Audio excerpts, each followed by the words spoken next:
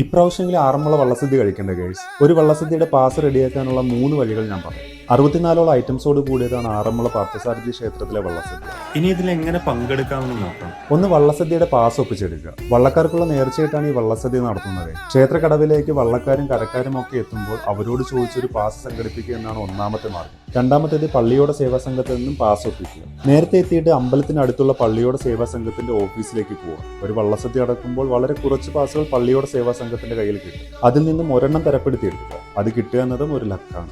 കഴിഞ്ഞ വർഷം പള്ളിയോട സേവാ സംഘത്തിന് ചെയ്യാനും KSRTCയുടെ ആറന്മുള പാക്കേജ് എടുത്ത് വള്ളസദ്യ കഴിക്കാനുള്ള ഓപ്ഷൻ ഉണ്ടായിരുന്നു. പക്ഷേ ക്ഷേത്രത്തിന് പുറത്തുള്ള പാഞ്ചജന്യം ഓഡിറ്റോറിയത്തിൽ വെച്ച് മാത്രമാണ് നമുക്ക് സദ്യ കിട്ടുക. ഈ വർഷം അത് അവൈലബിൾ ആണോ എന്ന് അറിയില്ല. ഇതൊന്നും നടന്നില്ലെങ്കിൽ അവസാനത്തെ മാർഗം എന്ന് പറയുന്ന സമാധാനത്തോടെ കാത്തു നിൽക്കുക എന്നാണ്. ഒന്നാമത്തെ പന്തിക്ക് വള്ളക്കാരും കരക്കാരും ഒക്കെയാണ് കയറുക. നെക്സ്റ്റ് പന്തിക്ക് ആളൊഴിവുണ്ടെങ്കിൽ ഉറപ്പായും അവർ നമ്മളെ വിളിക്കും. അതുവരെ ക്ഷമയോടെ കാത്തു നിൽക്കേണ്ടി വരും. ഭാഗ്യമുണ്ടെങ്കിൽ നമുക്കും ഒരു സദ്യ കഴിക്കാൻ പറ്റും.